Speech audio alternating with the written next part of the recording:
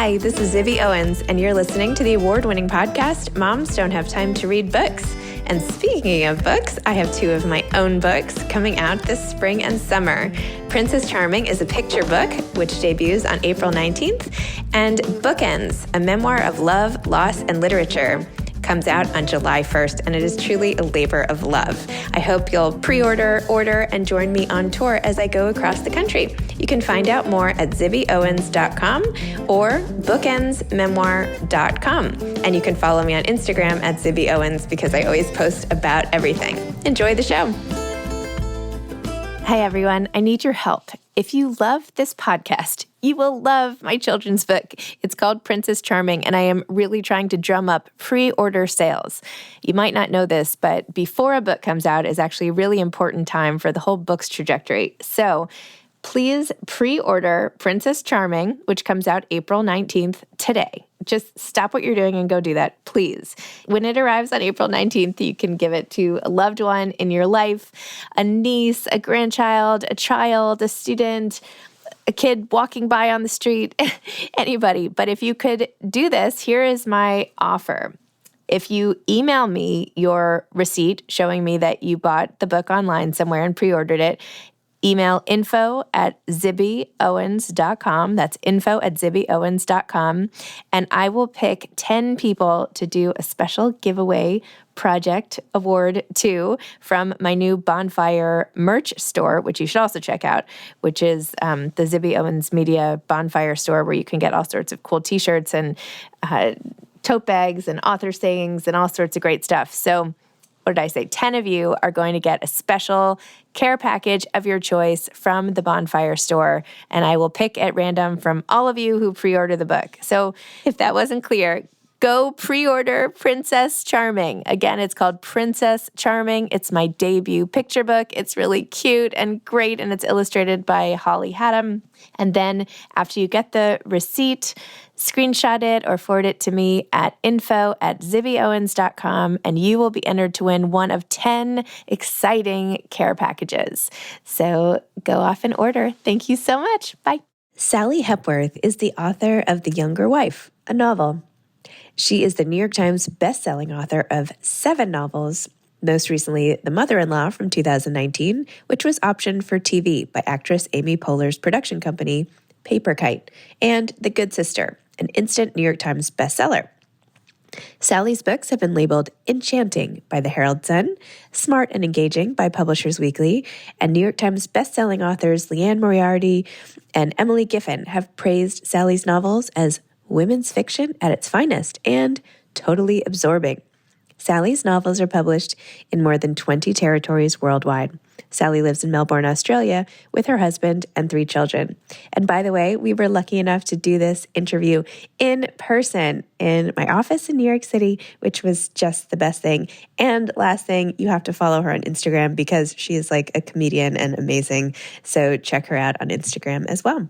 Welcome, Sally. Thank you so much for coming to do Moms Don't Have Time to Read Books live in person, not live, but in person, which is very exciting for me. So thanks for being here. In the most beautiful library I've ever been in. So the pleasure's mine. Oh. Okay. Can you tell listeners what your book is about? The Younger Wife, a novel. Well, The Younger Wife is a small part of it, but actually I describe it as being about the whole family that is at the heart of this book, which is the Aston family, which is made up of Stephen Aston, who is the patriarch of the family. He's a man around 60-odd. He's a heart surgeon at the top of his game. It's about his wife, Pam, who is the mother of his 2 adult daughters, Rachel and Tully. And then it's about Rachel and Tully, who are both in their 30s.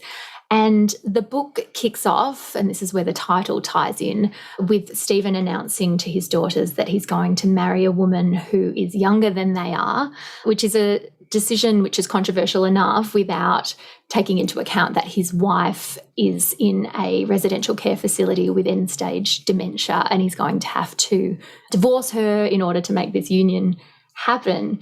And it's what I call an upside down book, where it opens with the wedding between Stephen and his much younger bride. And it's told from the perspective of a mystery narrator who's a wedding guest. And she watches the couple get married and then disappear into the sacristy to sign the paperwork. And then a few minutes later, they hear a scream and the celebrant runs back out onto the altar and her pantsuit is covered in blood. And from there, we go a year back in time and we find out all the events that led up to that moment and start to unravel who was injured, who did it, and why. I had many theories of this, all of which were wrong by the time I found out what actually happened. So I am literally like the worst at guessing books, which I guess is good, right? I'm like, a reader about to be duped. So, but you had so many different elements in the book. You have a mom, dementia, Alzheimer's, like the loss you feel at like watching the mom slip away with the daughters. I mean, that was really powerful. And then you have the daughters each with their own story. I mean, one of the daughters, and it doesn't come out till later, like why she has developed both. One daughter, why she's developed the coping mechanisms and the anxiety and all of the stuff, which then gets passed down to her child as we do as moms, I guess. Exactly. And the other who had something happen and her life has taken a turn, and how everybody is sort of interrelated and all affected by, I mean, when you have the mom of the family be like, oh, I have a daughter named Rachel too. Like, how does that affect you? Tell me about the Alzheimer's piece, and if you did research, if you know somebody, or how this, because it felt so real. Oh, thank you. I actually wrote a book. My second published book was called The Things We Keep, and that was about a woman with early onset Alzheimer's. And for that book, I had to do a lot of research about that ailment as well as more general dementia. And so a lot of the material that went into creating the character of Pam, I kind of leaned on that. In addition to that, I have had a family member with dementia, and also my sister-in-law's mother had Alzheimer's, and I spent a lot of time with her. And so, I mean, there is the things we know about Alzheimer's, of course, from a medical perspective, but what really, I tried to kind of lean on with this book was those emotional experiences, particularly for the ones who love that person with dementia, and things like having to answer the same question over and over again without being snappy, because to that person, it's the first time they've asked, and, having to make them feel comfortable in situations that are scary to them. And those strange little comments that come up that seem like they are completely, nonsense, as it were. And when you actually scratch the surface, you realize that no, that did mean something, but without the context of the rest of the words that person was missing, they weren't able to get it across. And certainly with my sister-in-law's mother, we found that to be the case quite a lot. It's sort of a terrifying thought that all of a sudden you'll get to a place in life where there's no filter for all the stuff that's like shoved inside. Like so much for like keeping a secret, or like, what you really think about people. Especially for me, I don't have much of a filter now, so I'm done for if that happens to me. My grandmother had dementia, and I remember sitting with her and bringing my twins, who now they're almost 15, but they were younger then. And she was like, oh, I have twins too. Oh. And I'm like, well, I know that. They're my uncle, I know you're my dad. Anyway, but yes, and the same, like repeating and like a minute. Did you know I have twins? And I'm like, no, I know you just said that. Yeah. So there's that element. But of course, Pam's life and some of the things that she slips out and says end up being like really important to the story. Yeah. So that's good. The thing I loved about this book in particular was, I was like, I love this author, because you said some of the funniest things, starting page 1, where you say, which I want to like put on a pillow or something, the catharsis of a shower cry could not be overstated for a woman in her 30s. Oh, right. Yes. Yes. I'm so baffled when people don't understand that. I'm like, sometimes I go to have a shower specifically to cry, and it's the most joyous thing afterwards, the release of it. It's just, especially with the pandemic. I mean, what else did you have to do with your time to have a good shower? Sometimes I just have to get in the bathroom. I can't even make it into the shower. Something about the tiles that just bring on the tears. This, by the way, was like, you read my mind. Rachel, on the other hand, couldn't relax. This is when she's out at a restaurant. Rachel, on the other hand, couldn't relax until she knew her main course was in the oven. Rachel's family laughed about it, considered it a quirk of hers, a trademark of being a foodie. Usually Rachel considered it in the same light. Only occasionally did she hear a little voice at the back of her head that told her there was more to it than that. Like, I cannot. My family makes so much fun of me. Oh, wait, in the sentence before, you said Rachel got terrible anxiety whenever she wasn't in control of the catering, and particularly when she was with Dad, who always wanted to start with a drink, then maybe some bread and dip or an appetizer. Yeah. My mom, she's like, no, let's relax and have a drink. I'm like, I need my order taken before I can relax. What is wrong? Just to know that it's on its way. Right. You know, I actually sometimes refuse to let my family talk until they have selected what they want, because the fear of the waiter coming and then one person not knowing and sending them away, it's too much for me. This is great. If we ever have lunch. Yeah, it's going to be perfect. Yeah. We can ring ahead and tell them what we're having, and then we can just sit down and... I would be happy doing that too. Yeah. Okay. Sometimes I read the menu ahead of time. That's what we'll do. And then you had another line, which I also sadly relate to. This is Rachel, who copes with a lot of life by eating, which I understand. She threw a couple of chocolate buttons into her mouth and then realized the packet was finished. The second packet she'd finished this morning. This morning when she got dressed, her underwear had felt tight. Her underwear! I was like, do I not mention that this recently happened? I was like, oh, all my underwear must have shrunk at the same time. It's so weird. I wonder what's going on with the dryer. I actually stole that from a friend of mine who said during the pandemic as well that her underwear felt tight, and we laughed so hard. And I said, that's going to make it into a book, and it did. Yeah, well, there you go. I could go on. I could give you more. Oh, and then you have Darcy, who has the funniest sense of humor. No. Oh my gosh.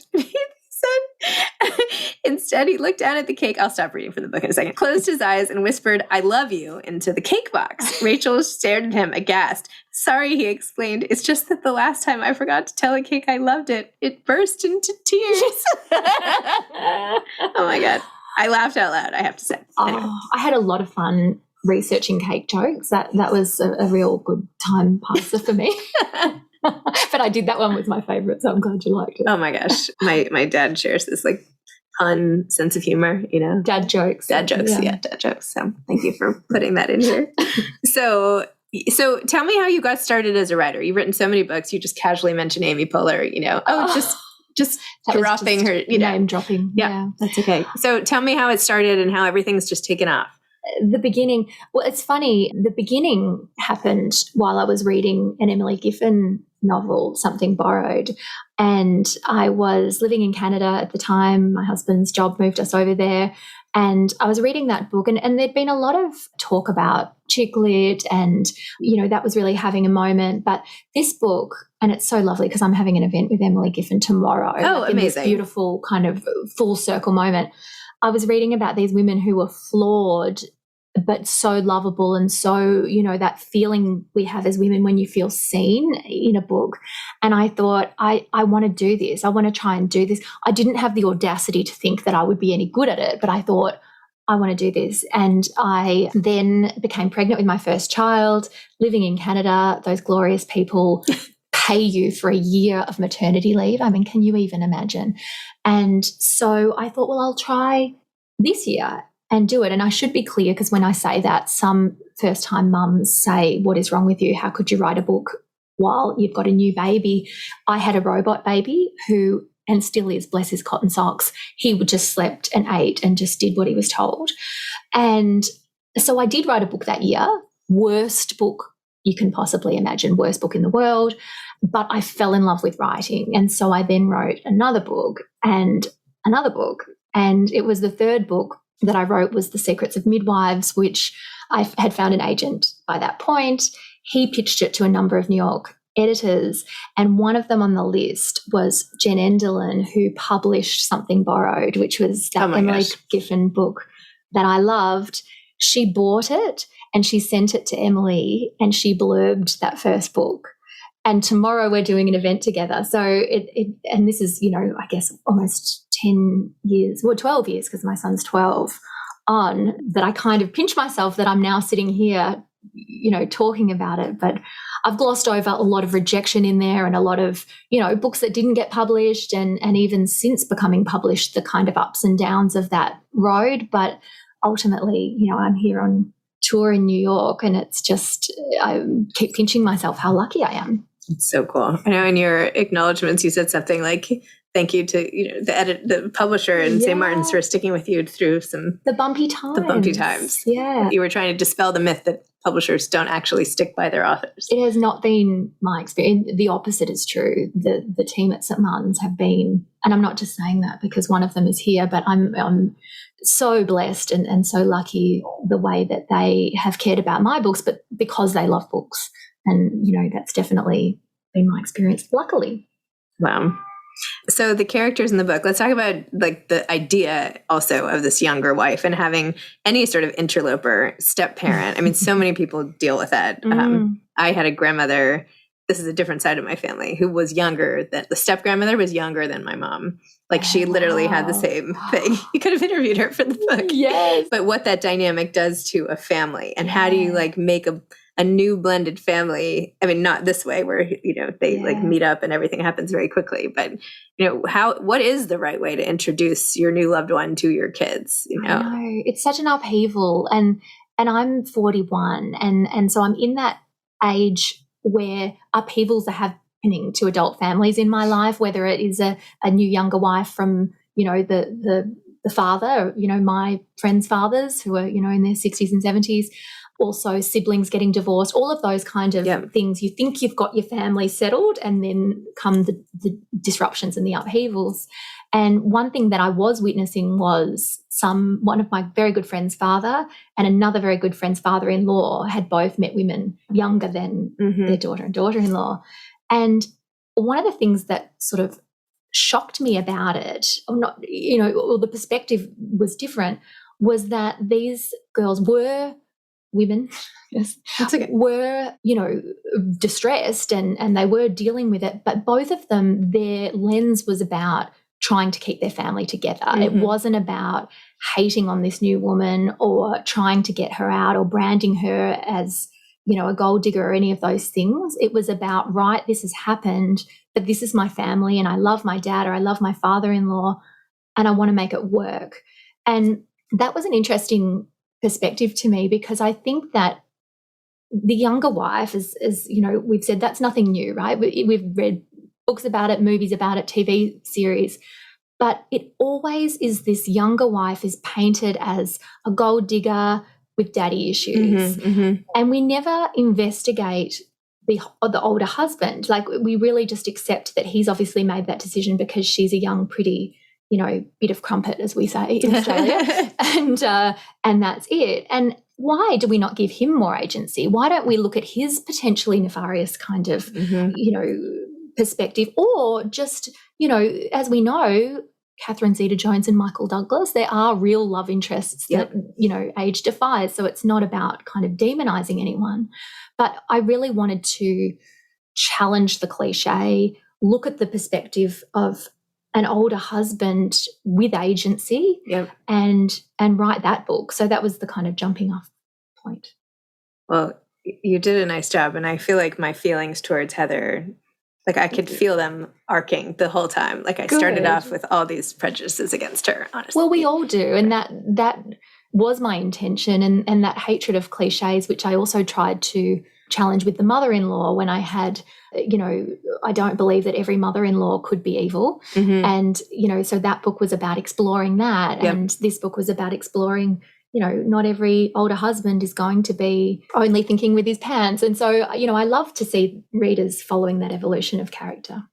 Wait, and tell me now what it's like seeing your characters being developed in a new format with Amy Poehler and all of that. Tell me about the 9 lives of all of your books. Oh, it's amazing. I've read a couple of scripts of The Mother-in-Law, which was the one that Amy Poehler's production company optioned, and also The Family Next Door has been optioned by an Australian production company, and I've read scripts of both. And the thing that's so great, which everyone seems to say to me, are you worried they're going to butcher your book? Are you worried they're going to make changes? And I say, I'm worried they're not going to make it better because here's an opportunity with an amazing writer to make me look good, right? So, and in both cases, I'm very happy to say that they have made small changes, not so much to the plot. Like, for example, they've introduced more diversity, which has been something that I kick myself because things that I should have done, it's like getting another go. They've introduced more attention to certain, scenes and just really added to the book. So I can understand some authors being nervous, particularly if they take the book in a direction that you didn't intend. But as the author, I guess they're the conversations you have with them up front to see if they really understand your vision for the book. And I felt in both cases that they did, and that has proven to be the case. That's amazing. Oh my gosh, it must be so cool to know you're going to see all that and the characters that you think of in your mind, that they're there. Anyway, what about this book? Has it been optioned yet? It hasn't yet. We've had a few conversations which have been really fun. And again, it's just kind of pinch yourself moments that people have even read it, and want to have a conversation about it. So I feel like it's so visual with the wedding and then the cake business, that it's like very, the flour spinning and the scene with the eating of the cake. Oh my God. Like those are great. It's very visual. Yeah. I write in scenes. That's just how it kind of comes to me. And the two that have been optioned, they've said that makes their job easy, which is not my intention. I like writing novels. I'll never switch to screenplays, but you kind of write the way you write and you can't do it any different. So you started out writing in Canada with a year basically of sanctioned writing. Yeah. How do you do it now? I have been through the whole thing. So back then, yes, I wrote with a baby at home. I then kept writing when I was back at work part-time. I had another baby. During all of that time, my husband was working full-time and I was kind of at home with a bit of work. When I was at home after my second baby, I got the contract for The Secrets of Midwives. And at that point, I became a full-time author. So at that point, my husband and I were both working full-time, with help with our kids. And then about 2 years ago, my husband quit his job and he's now the stay-at-home dad. And I am the full-time author, or the full-time worker, the primary breadwinner as it happens. So I've been through all of the bits of it. And again, I just now feel so lucky that this is my job. People pay me for it. It's what I love to do.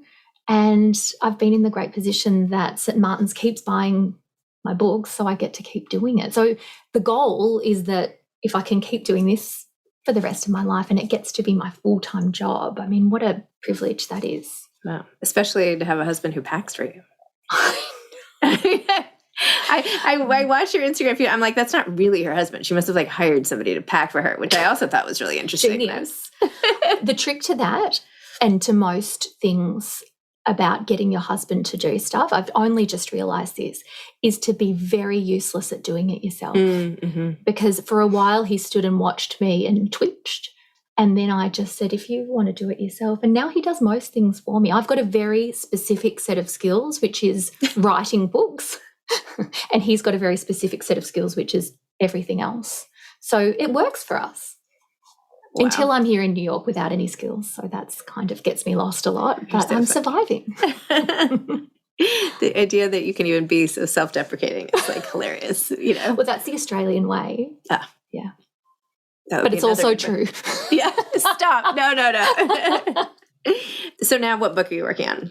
So I've just delivered the book that will be in the States this time next year. It's called The Soulmate. But as you can imagine, there's a twist on that. It's not a kind of happy story, but it is in the same vein as all of my other books, family dysfunctionality. And this one is based around the most dysfunctional of relationships, which is marriage.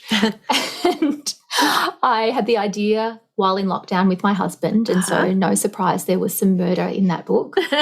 And I'm really excited about this one because I think that marriage, there's just so much material there, even without getting to, and again, like with all of my books, I don't go that kind of stereotypical route of, he's awful or she's awful, but it's based around a couple who live on a cliff, and on that cliff there is a notorious suicide spot.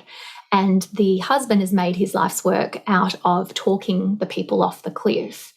And they, of course, have got a past and they've moved away to get away from their past. And he's got 100% strike rate of being able to talk people off the cliff. Wow. But in the first scene of the book, the wife is watching through the window as he's doing his thing, and she turns away for a minute and then looks back, and the woman has gone over the cliff and he's holding his hands out with palms up in a way that looks a little bit like he might have pushed her. And we then kind of unravel what we think has happened there and going, deep into those marital ties. So yeah, it was a fun book to explore. It's got all of the things, all of the murder and the nuance and the twist. So yeah, I'm looking forward to talking about that one too. Did you always know you wanted like all this like murder? Like, did you know you had this dark side to you? Yes, I watch a lot of Law and Order SVU, which my husband calls my nasty shows. He says, "Oh, you're watching your nasty shows." And it's funny because I'm a very happy person. Like, if you can't see me, I'm wearing all pink, which is quite classic of me. And I smile a lot. And yet I've got this really creepy dark side of things that I like the stakes to be high, because I'm afraid that to helps turn around, by the way. I'm keeping you like right in front of me the whole time. I need things to be, the stakes to be high for me to feel. And so I balance that with that kind of dark humor, which I love. But, you should be worried in a book, I think, that, something can go wrong. So that does tend to be a theme of my books. Wow, I love that. What advice would you have for aspiring authors? I mean, it's the classic one of reading, which I'd probably balance that with just read a lot, read as much as you can, and then write as much as you can. And don't get caught in that kind of silo that I see people get into, where they just want everything to be perfect before they write. Maybe they want to go and get that writing degree, or maybe they want to, buy all of these writing programs, or read every book about writing, or get a PhD in history if it's a historical novel. And I see that in so many cases, which is fear, fear of starting. And I think that the only way that you can do it is to just dive in, because that's how you beat the fear. You just dive in and write a really bad book, because then you can just, and like I said, my first book, worst book in the world. I can back that up as well. That's not just self-deprecating, because wrote that book, sent it off. It was published, as it happens, in German. Thank goodness, because now no one else can read it, because unless they're German. And I tell the Germans, don't read it, because that was a really bad book. Since then, I've gone on to publish all of these other books, and we've had offers from other publishers to publish it in English. Mm-hmm. And my agent said, "What do you think? Should we do it?" And I said, "No, because I don't want anyone to read it." And he said, "Oh, it can't be that bad, can it?" And I said, "I'll send it to you." So I sent it to him. Within about 2 minutes, he'd replied and said, "Yeah, you know what? Let's leave it." The point of that to the aspiring author is that it's okay for your first book to be really bad. You've just got to write it, and then you write the next one, and you get your 10,000 hours, to become an expert. And you're not going to get that if you're stuck trying to get everything lined up and make it perfect before you start. And you mentioned Emily Giffin as one of your favorite, or one of the writers who inspired you. Do you have other go-to authors or something you're reading now that you're like really passionate about? Yes, I love Sarah Pekkanen and Greer Hendricks. Every one of their books has been better than the last. I just finished The Golden Couple, which was, I think, the best. There. Oh, there it is. Kelly Rimmer is another Australian author who wrote The Warsaw Orphan. It's her most recent one, but also The Things We Cannot Say is one of my favourites. Leanne Moriarty as well. I adore Jane Harper. I mean, I'm going to forget them. Oh, Sue Monk Kidd. I adore her. Yep. Yeah, we're just so lucky. All of my favourite authors are women, which is, I do read male authors, but I do think that there's something about women describing women that just I connect with, and that's what I love to read. I love that. We started off talking about crying in the bathroom. What, as this is almost over, but what's making me cry right now? What's making you cry in the bathroom? What are the last couple times you've had to go in there? What's caused it? I haven't cried since I've been in New York, because what is there to cry about here? What is it? Do you know what? The funny thing about it is that I would very rarely connect a shower cry to a particular problem. It's more of a just general kind of it's almost like exercise or therapy, you know, it's like a cleansing of all of the feelings. And so I think state of the world in general always brings on a few tears when you think about it too deeply. Anything to do with your child, and, you know, my oldest child is autistic and classic Asperger's, super smart, super funny, you know, just a brilliant, beautiful child, but fears about, you know, him not, you know, being accepted and things makes me cry, even though in general he is, you know, as mothers, you bring so much to your, you know, fears for your children. But in general, it's mostly, you know, either a general cry or shampoo in the eyes.